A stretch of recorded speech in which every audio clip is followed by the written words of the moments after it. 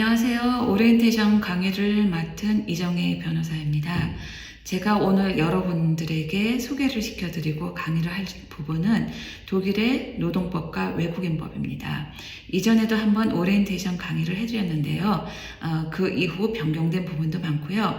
이번에는 실무상 부딪히게 되는 문제들, 그리고 이 문제에 대해서 어떻게 대응을 할 수 있는가, 조금 실질적인 문제들을 다뤄서 소개를 시켜드리려고 합니다. 독일에서 취업 기회가 있다 하더라도 외국인 관청에서 취업을 가능하게 하는 취업 비자를 받으실 수 없다면 아무런 소용이 없습니다. 그래서 마지막으로는 어떻게 준비를 하고 어떻게 신청을 하면 원하시는 취업 비자를 받으실 수 있을까? 그리고 만약이라도 노동청에서 동의를 하지 않았을 경우 그냥 그만두시는 것이 아니라 어떠한 식으로 대응을 하실 수 있는 거에 관해서도 소개시켜 드리고자 합니다. 독일의 법은 자주 변경이 됩니다. 노동법도 그렇고 외국인법도 그렇고 많은 부분이 변경이 되었는데요. 그 중에서 몇 가지 테마를 정해서 소개를 시켜드리겠습니다. 그리고 특히 최저임금을 지불받지 못했을 경우, 그리고 초과 근무를 했을 경우 어떻게 대응을 하실 수 있는지, 그리고 내가 사용할 수 있는 휴가, 과연 사용하지 못했을 경우 소멸이 되는지, 더 이상 사용을 할 수 없는지 부분에 관해서도 소개를 시켜드리겠고요. 그리고 근무를 하시다가 근로관계가 종료되는 경우가 있습니다. 근로관계가 종료되는 방법에는 해고가 있을 수도 있고 사직이 될 수도 있겠지만 종종 그 퇴직 합의서 제안을 받을 수가 있습니다. 그 당시 근로자 입장에서 주의를 해야 될 부분, 체크를 해야 될 부분은 무엇인지 알려드리도록 하겠습니다. 한국에서 오시는 많은 분들의 이력을 보면 독일의 그 전문 노동에 속하시는 분들이 많습니다. 그런데 2023년에 그 전문 인력 이민법이 부분적으로 개정이 되어 있기 때문에 이 부분에 관해서도 간략하게 소개를 시켜드리도록 하겠습니다. 2023년 독일의 1시간당 최저임금은 12유로입니다. 독일에서도 한국과 마찬가지 많은 사람들이 미니접이라는 것을 하고 있는데요. 이 미니접이라는 것은 한 달 월급이 520유로입니다.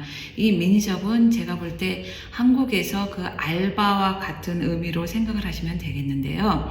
520유로를 받고 많은 시간을 근무를 하시는 것은 허용이 되는 것은 아닙니다. 시간당으로 12유로를 받기 위해서는 만약에 한 달에 520유로를 받는 미니접을 하실 경우 한 달 최대 43시간이라는 계산이 나오거든요. 주당 10시간에 해당되는 근무를 하는 것을 생각하시면 될 것 같습니다. 이 부분에 관해서 제가 특별히 강조를 하는 이유는 뭐냐면요. 이 최저임금이라는 것은 그 워킹홀리데이로 오신 분들 아니면은 학생들에게도 해당이 됩니다. 한국에서 워킹홀리데이로 독일로 오시는 분들이 많은데요. 특히 이제 이 미니잡으로 오시는 분들이 많습니다. 독일 회사에서 근무를 했을 경우에는 그럴 위험이 별로 없는데 많은 분들이 쉽게 이제 한국 회사에서 취직을 하게 되시거든요. 그랬을 경우에 그 워킹홀리데이 비자를 받으신 분들이 이 미니접을 할 경우에 520유로를 받지만 이 최대 근무를 넘어가서, 그러니까 월 43시간을 넘어가서 근무를 하는 경우가 많고요. 그리고 주당 10시간이 훨씬 넘는 근무를 하면서도 초과 근무 수당을 받지 못하는 경우가 많기 때문에 이것을 제가 시간적으로 계산을 해서 알려드리는 것입니다. 그리고 이 미니잡을 하는 경우에도 이 고용계약이 따로 있는데요.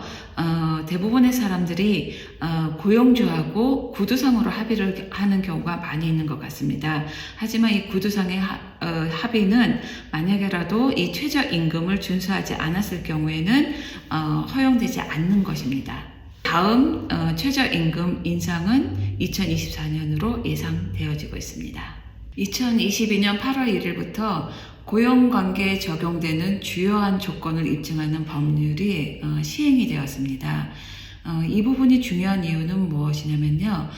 노사 간의 분쟁이 생겼을 경우에 가장 입증 효력이 큰 것이 바로 서면이기 때문입니다.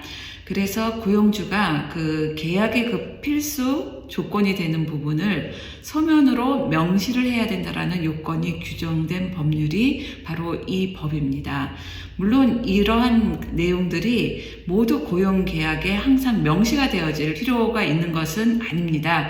그리고 이전에는 특히 이제 그 보조직 같은 경우에는 이전에 유효했었던 법이 적용되지 않았었지만 이번에 새롭게 개정된 이 법에 따라서는 그 보조직에도 적용이 되고 그리고 아예 기간도 딱 정해줌으로 해서 고용주가 이 법률을 지킬 수 있는 그런 시간적인 제한도 규정이 되어 있다라는 것이 새로운 부분입니다. 그래서 근로자의 경우에는 우선 그 근무를 한 첫날까지는 가장 중요한 정보가 기록된 사본을 제공을 받아야 됩니다. 이 내용으로는 그 이름과 주소와 그리고 특히 보수 그리고 근무 시간이 서면화되어져 있는 사본을 제공받을 권리가 있습니다. 그리고 근무를 시작한 지 7일까지는 그 이외에 정보가 포함된 사본을 제공을 받아야 되는데요. 예를 들면 근무 장소 그리고 내가 해야 되는 그 업무 내용 그리고 수습 기간이 있다면 그 수습 기간은 얼마가 되는지 그리고 추가 근무를 했을 경우에 어느 정도의 보상을 받는지에 대한 내용을 근무를 시작한 지 7일이 되어서는 사본으로 제공을 받으셔야 됩니다. 그리고 기타 다른 내용들은 늦어도 한 달 이내에는 고용주로부터 그 내용을 전달을 받아야 됩니다.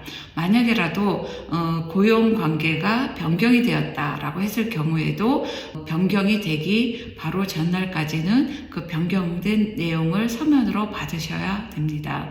그리고 고용주가 이와 같은 의무를 위반을 했을 경우에는 행정 위반이 되고 여기에 대한 벌금은 최대 2,000유로까지도 벌금을 물어야 되는 그런 의무가 있습니다.